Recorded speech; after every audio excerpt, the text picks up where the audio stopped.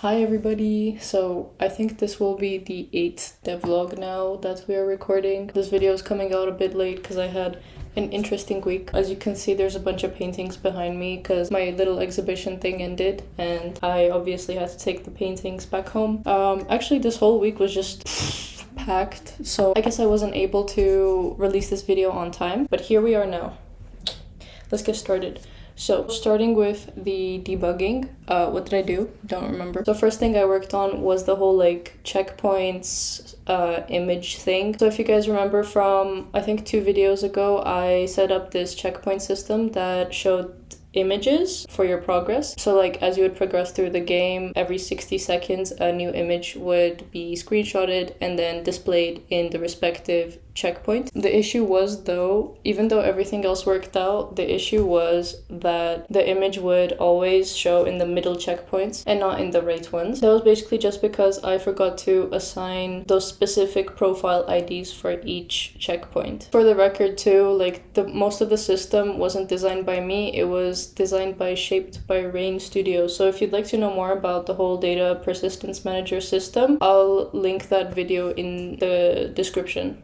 Wow, I sound like such a YouTuber. Look at the link in the description. Anyway, so yeah, the reason why it was always showing up in the middle was because all 3 of those game objects were clamoring for attention together. Now that I made sure that this checkpoint must have this ID and stuff like that, everything is in its respective slot now. Very easy bug to solve, actually. Another thing I checked for was that when you are on the main menu, I do not want anything to be screenshotted, because how are you supposed to know what your progress is if your checkpoints tab shows like the options screen or something? So I don't know if this is bad design or something, but I just created this static bool that checks whether or not the main menu has been pulled up or not. And if the main menu is there, then every time the game auto saves or every time you click on the save button in the checkpoint screen, no screenshots are done. Otherwise, it is done. I also got some feedback about how things are a bit confusing within the game itself. Sometimes it also feels a bit claustrophobic, so I thought a little bit about that and realized that my art style isn't very standardized. I experimented a bit, I guess, and that took a lot of time too. So basically I took all of my maps, well, most of them, and I decided to have this one standardized style. Anything drawn in pencil is non-interactable, anything drawn in pen is interactable. Simple as that. So for example, you can't interact with the background that's going to be drawn in pencil. And because it's also less defined, everything kind of blends in with each other and the player doesn't have to focus on the background so much anymore, because otherwise your eyes constantly like flitting through the map and you don't really know what to focus on specifically. And this new standardized art style will make everything more clear, I think. It might not be a massive difference for people, but I think subconsciously it helps the brain work less, I guess. Oh yeah, also I worked on standardizing the text too. So if you remember, I had some handwritten pieces. For example, when I was using a banner to introduce the health bar and also the duduk, basically erased that, removed that, added text boxes instead. So like this text box stuff is obviously going to be easier for people with dyslexia and stuff to read. And on top of that, of course, I've mentioned this, it's going to be easier to take all that text and translate it. Okay, yes. And then in terms of the inventory, I configured that to work. I have gotten some buggy issues about how some inventory items would not be registered correctly, or like sometimes the fish wouldn't be eaten, sometimes the key would be eaten in the inventory. I think I fixed that. But besides that, it was very easy to implement to the new interface. I literally just dragged everything in its scene, and besides that, the scripts were written, everything else was right. So, and then with the park scene, I adjusted the lion head to be a bit to the side of the map so you don't accidentally walk into that lion all the time and get confused as to where the orientation of the whole map is. On top of that, I also added these massive arrows to let you know like which direction you're supposed to be walking. I think it doesn't get clearer than that. So I got some feedback from this one very helpful person from my Discord server, and I looked over some of the comments. Okay, so these are the ones that I've worked on that I agreed with. Okay, so one of the comments was, consider smoothing the camera and adding focus points of interest in brackets. Games with smooth cameras look infinitely more cinematic and polished than those with fixed ones. Okay, so I am using the Cinemachine, and for that you don't need to write any code at all. The Cinemachine camera, before I edited it today, was just like, it would literally just follow the player in a very fixed linear way. And I just changed two things about the camera now that makes it feel a lot better and more professional, I guess, more cinematic. And what I did was I increased the X and Y damping on the camera by 1 point. So from 0 to 1, because there was no damping at all beforehand. And for those who don't know what damping is, I guess specifically for the Cinemachine, it's just this effect that follows the player in a kind of laggy way. So yeah, that's cool. About points of interest, I thought that idea was really cool too. I don't know how that completely escaped my mind when I was designing the game in the beginning, but basically what points of interest are about are, like, for example, when you walk into a room and there's some special thing that you should be paying attention to as a player. Maybe it's like some key that's going to progress the game. Maybe it's some treasure. The camera just quickly pans from the player to that special point of interest, lingers on it for a bit just to let the player know that, ooh, this is special and you should remember this. And then it pans back and then you can keep playing the game. So I didn't see where I would use that in this chapter specifically, but it's a very, very interesting and cool little trick you can do with the camera. Oh yeah, there was another thing I changed about the camera, was that in almost all of the scenes I made it further away from the player to remove that claustrophobic feel. I know the maps are very packed with details and you can get very lost in them, and on top of that the camera is so close to you already too that you don't really know where you're going. So I decided to make it a bit further away from our little player so you can see more of the map and be more oriented in where you are and where you're supposed to go. Now moving on to the walking of our player. So the other comment was that in exploration games where most of what you do is walk, you really want to make walking feel good, and that is a pretty simple ordeal.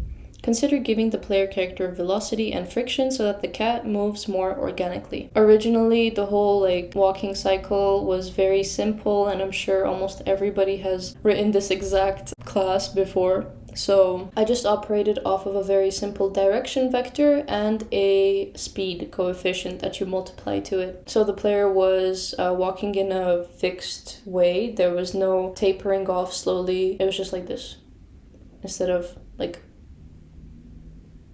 I was really concentrated there. So I decided to work with the camera a little bit and add to that whole lagging effect, I guess. So what I did was change the code a little bit to work with the velocity of the player instead of just the transform. So when the player was actively moving, then the speed would be constant, and then the moment it would stop moving, then I would taper down the speed by this drag coefficient. I would multiply the velocity by 0.6 so that over time it just gets slower and slower until it goes to a halt. So I'm sure you can do that with lerping and tweening and stuff too. I feel like the effect you want would be derived much easier using those methods. But yeah, I was just experimenting. I didn't like the result, to be honest, so I might work with tweening later. But before I start complaining, let me finish off what I was talking about. That was the script part of it, but I also worked in the editor by fiddling around with the mask, the linear drag, and the speed itself, and that got this cute little tapering off effect. But the thing is, I didn't like it so much because it seemed like it would taper and then abruptly stop, and I was like, that's weird. Maybe we can work with it though, maybe it might look cool. So I also added this one little frame of the cat where it's stopping itself, backing up to a halt after moving so quickly. Anyway, you guys are gonna see the video and know what I'm trying to talk about. Yeah, anyway, again though, I'm not very happy with it. I don't know what it is. Maybe it's the drawing itself that isn't so great. Maybe there's just a better way to move, because the movement itself is very slippery too, and I feel like it's not as satisfying as I would want it to be. It's not like the movement itself changed, it's literally the same thing actually, it's just the tapering off that's kind of slippery and weird to me. Maybe it doesn't matter so much because this isn't like a precision game, it's an exploring game, but I don't know, I feel like I could achieve better. But that's what I did this week anyway, so yeah, I removed the whole health bar mechanic. I completely scrapped that. Absolutely. Because it wasn't doing anything, it wasn't giving anything. I haven't seen health decrease, and the tutorial explained concept of it just lowering over unspecified periods of time is not really interesting. Valid, fair. When I think about it, it doesn't really add much to the gameplay experience, besides the like funness of collecting things from your world, like spotting fish and wanting to collect it. But yeah, besides that, the health bar doesn't really do much. Maybe I could use something like the health bar later on when there's an actual risk of losing, but so far the health bar just decreasing over time, yeah, it doesn't really add to the gameplay in any way. It's just something I wanted to add because it was seen frequently in other games. So now there's literally no mechanics in your view at all when you're playing the game, which is cool actually. Oh, I actually did a bunch of stuff. This is awesome. I added a map that you can look at when you feel lost. I drew the map, put it in the submenu. It may not be the best, most optimized design. I copy-pasted a bunch of like cat game objects all over the map. Every time you touch this like teleport scene box collider and you're teleported to another scene, it triggers an event that tells you that a new scene has been loaded, and it sends that scene index over to the method that handles the whole like map checkpoint stuff. In that I have a switch statement that says that, okay, so if the index of our current scene is X, make this game object visible and make the other game objects invisible. And then about the whole teleport manager thing, I talked about that in detail in the last video. So if you're interested in the whole logic behind that, how I got the coordinates to save for each scene because Unity does not persist that information, check out the last video. Oh, I also, like, this took me 2 minutes, but I thought it was really cute. A friend of mine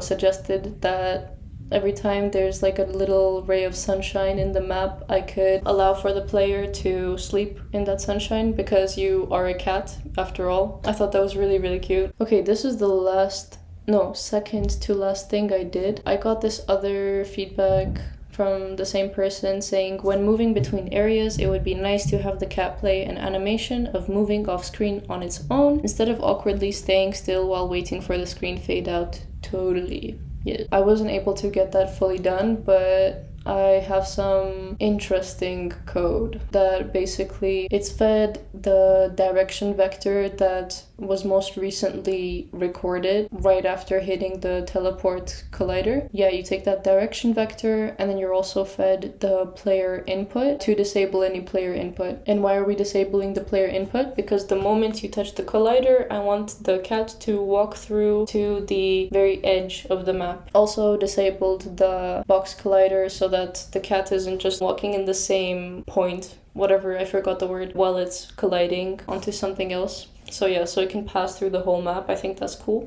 So yeah, so far though, I wasn't able to get the animation to work. I mean, that'll take like not too long. The very final thing that I worked on was related to the whole like story clarity once again. So if you remember, I have this one cutscene that plays after the credits and before the main menu is phased in when you boot up the game. It's just this black and white sketchy thing that I did because I didn't have enough time and I had this vision and it wasn't accomplished. And I thought, like, since it's not really adding much to the game, let me just redo it with something cool. If you guys remember the whole, like, Undertale introduction cutscene, it's so perfect and such a good way to start the game because it's just a very simple way of letting people know that, hey, this thing happened, you should be aware of this is the game you're stepping into right now. And yeah, you're learning all of this in 1 minute, so I'm not taking much of your time. And then, oh, okay, you gotta play the game now. So yeah, I want to do something similar to the Undertale cutscene, not only because it's nice and simple, but also because it's not going to take much of my time. There's no need to draw animations or anything. I just need to do storyboards. And if I put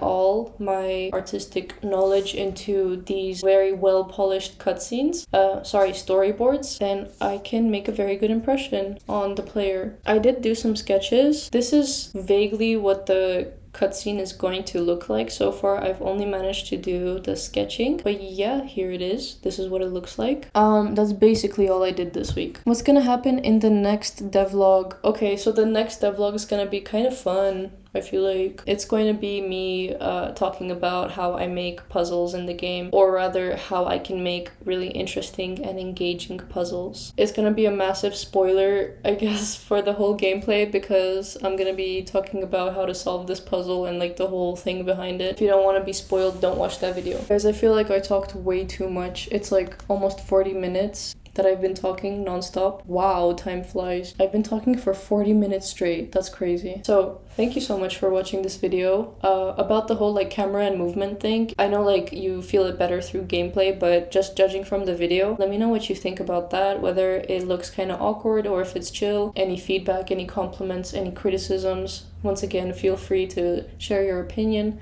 I'd love to talk to you guys in the comments and stuff. Okay, that's it. I literally have nothing else to say. So I'll end the video now. Thank you again for watching. Love you guys.